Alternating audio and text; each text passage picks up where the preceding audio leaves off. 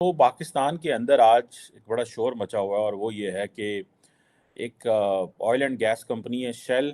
वो पाकिस्तान छोड़ के जा रही है जर्मनी। तो आप इमेजिन करें कि इंडिया इतनी बड़ी मार्केट बन गई है कि थर्ड हाईएस्ट यूनिकॉर्न्स जो हैं वो पाकिस्तान में जो लोग टॉप 3 के हैं वो प्रॉपर्टी का काम करते हैं जिन्होंने पैसे बनाए, लेकिन इंडिया में जो टॉप 3 में आए बिजनेसमैन वो टेक में थे, हाई टेक में थे, यानी जिससे कौम को फ़ायदा, जिससे ऐसी इंडस्ट्री को प्रमोट किया उन्होंने जिससे लोगों में रोज़गार, नौजवानों को दुनिया। यही वजह है कि जो मोस्टली कंपनीज के सीईओज हैं वो आपको इंडियंस नज़र आते हैं। दुबई में ज़्यादातर ये, अगर आप दुबई को भी अगर विज़िट करें, क्योंकि सिर्फ आप कह लें एक सहरा है, उन्होंने पूरी दुनिया बसा दी। कि जब एक मुल्क इतना इंडस्ट्रियलाइज कर लेता है, इंफ्रास्ट्रक्चर बढ़ा लेता है, तो फिर हवाई जहाज की तरह वो ऊपर को जाता है।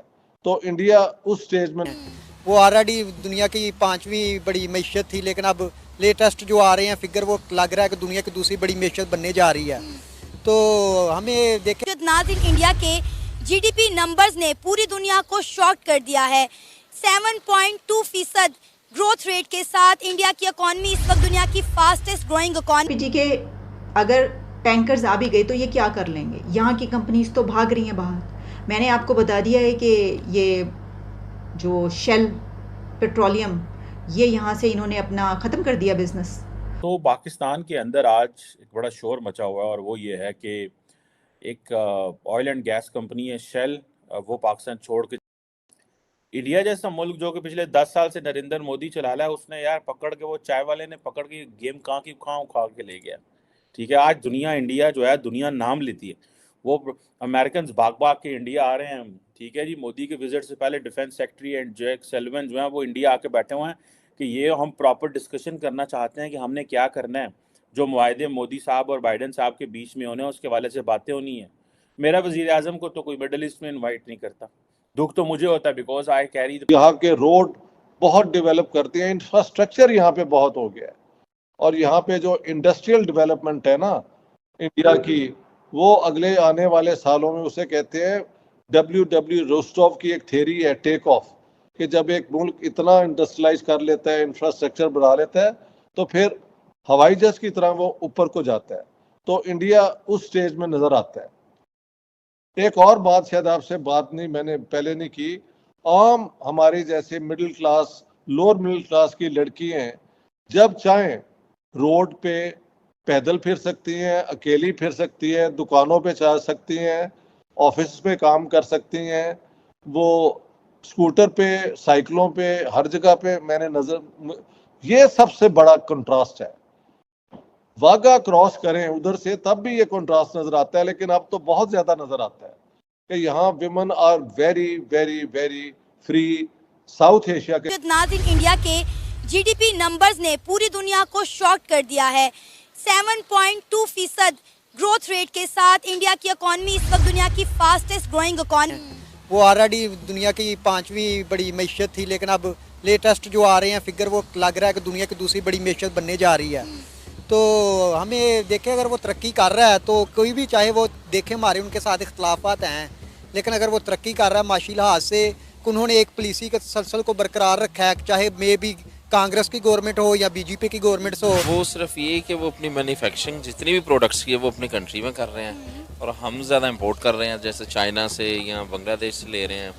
तो इसमें सबसे ज़्यादा असर ये होता है क्योंकि हमें डॉलर से वो टैक्सेस पड़ रहे हैं और वो इस चीज़ से उनको छूट है। अब जैसे एप्पल की इन्होंने देखें, एप्पल फ़ोन जो खुद ही मैन्युफैक्चरिंग प्लांट लगाया है, मर्सिडीज़ का लगाया है, इस तरह उनकी अपनी बेशुमार प्रोडक्ट्स हैं जो वो बाहर से इंपोर्ट नहीं कर रहे। वो अपने मुल्क के लिए काम करते हैं।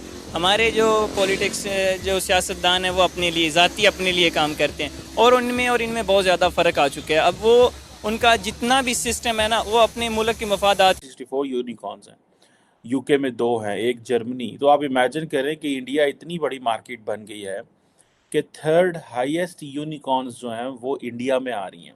Unicorn is basically an investment जो कि तकरीबन $1 बिलियन से ज़्यादा है। सो आप ये इमेजिन कर लें कि वो कहाँ खड़े और हम कहाँ खड़े हैं।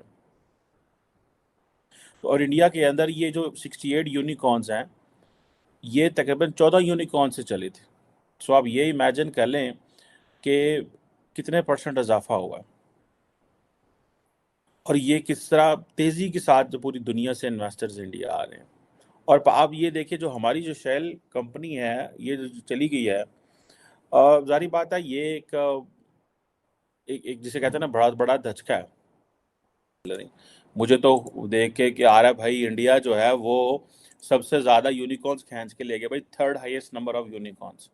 कोई इंडिया में कोई लोग जो हैं वो कोई आसमान से नहीं उतरे, वो हमारे साथी हैं भाई, दोस्त हैं भाई, वो भी हमारे एक जैसे खाते पीते, एक ही डीएनए, एक ही सारा कुछ। पॉलिटिकल स्टेबिलिटी है। मोदी ने आया उसने कहा कारोबार करो यार, ये छोड़ो तुम बाकी चीज़ों को, वहाँ पे कारोबार है, माहौल है, फिर मज़हब का उस तरह इंटरफेरेंस नहीं है। हमारे तो यहाँ फिल्म बनाए तो कहते हैं ये तो कंजर हैं, दल्ले हैं, ये तो ये है वो है, इनकी तो क्या औकात है। पाकिस्तान में जो लोग टॉप 3 के हैं वो प्रॉपर्टी का काम करते हैं जिन्होंने पैसे बनाए, लेकिन इंडिया में जो टॉप 3 में आए बिजनेसमैन वो टेक में थे, हाई टेक में थे, यानी जिससे कौम को फ़ायदा, जिससे ऐसी इंडस्ट्री को प्रमोट किया उन्होंने जिससे लोगों में रोज़गार, नौजवानों को दुनिया कंपेयर किया करते थे, अब वो दुनिया में टॉप के ऊपर रैंक कर रहे हैं। डिजिटल पेमेंट्स के अंदर दुनिया में नंबर 1 कंट्री है भारत, जो दुनिया की सबसे ज़्यादा डिजिटल पेमेंट्स कर रही है। वजह आपको क्या लगती है कि इतना आगे निकल गया? मुख्तलिफ या इसके आप कह लें कि राय हैं और स्टेट ऑफ माइंड है, डिफरेंट ओपिनियंस हैं इसमें, कुछ नेगेटिव हैं कुछ पॉजिटिव हैं। अगर तो आप नेगेटिव की तरफ ज़्यादा जाएं तो कह लें कि हमारी गवर्नमेंट की तरफ से बहुत ज़्यादा होता है, लेकिन भारत के पॉइंट ऑफ व्यू से देखें तो उनका आगे निकलना नेगेटिव तो नहीं हो सकता? डेफिनेटली बिल्कुल भी नहीं है ऐसा, क्योंकि यार देखो आईटी में डेफिनेटली वो आगे है, बिल्कुल है। अगर आप एजुकेशन सेक्टर देखो तो हमें ज़्यादा अकोमोडेट किया जाता है, लेकिन अगर आप उनको देखो तो उनका बच्चा इंग्लिश बोलता है, जो कि हमारे यहाँ बहुत मुश्किल है। ठीक है, लेकिन आईटी बेस्ड में वो लोग बहुत आगे हैं हमसे। तो गाड़ियाँ अपनी बना रहे हैं वो। सर एप्पल जो एक बहुत मशहूर ब्रांड है, उसकी आउटलेट वहाँ ओपन हो गई है। सही बात है। हमें वो चीज़ दी जाती है जो कि 20 साल इस्तेमाल होकर हमारे पास पहुँचती है, जो कि हमारा एक बहुत बैकड्रॉप भी है।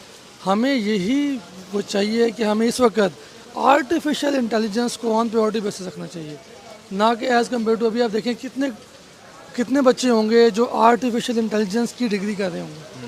लोग MBA, अकाउंट्स, BBA, टीचिंग यहीं जाएंगे, खुद भी तो वो ग्रूम नहीं करते, या हमें कोई ग्रूम करने वाला भी तो नहीं है, कोई बताने वाला भी तो नहीं है। तो यही वजह है कि जो मोस्टली कंपनीज के CEOs हैं वो आपको इंडियंस नज़र आते हैं। दुबई में ज़्यादातर ये है। अगर आप दुबई को भी अगर विज़िट करें, जो कि सिर्फ आप कह लें एक सहरा है, उन्होंने पूरी दुनिया बसा दी। जी के अगर टैंकर्स आ भी गए तो ये क्या कर लेंगे, यहाँ की कंपनीज तो भाग रही हैं बाहर। मैंने आपको बता दिया है कि ये जो शेल पेट्रोलियम, ये यहाँ से इन्होंने अपना ख़त्म कर दिया बिज़नेस, और शेल वाले ने कह दिया कि हम इस सिचुएशन में हम कारोबार नहीं कर सकते, ना तो यहाँ पर हम कमाई कर सकते हैं, हमारा तो सब कुछ यहाँ पे लुट जाएगा। और उन्होंने स्टॉक एक्सचेंज से अपने सारा पैसा जो है वो क्या बस ख़त्म, और कुछ नहीं, अपना सारा बोरिया बिस्तर लपेट कर शेल यहाँ से भाग रहा है। और सिर्फ शेल नहीं भाग रहा, बल्कि कुछ और कंपनियों की भी इस तरह की खबरें आ रही हैं। जब हालात मुल्क के इस नहज पर पहुंच जाएं तो फिर हम क्या कहें, आप ये बताएं। मैं आपको ये भी बता चुकी हूँ कि मूडीज़ ने ये कहा है कि जो IMF का प्लान है वो उसके तकरीबन चांसेस जो हैं वो ख़त्म। और ऐसे ही तमाम जानकारियों के लिए हमारे वीडियो को लाइक करें, सब्सक्राइब करें और बेल आइकन को दबाना ना भूलें।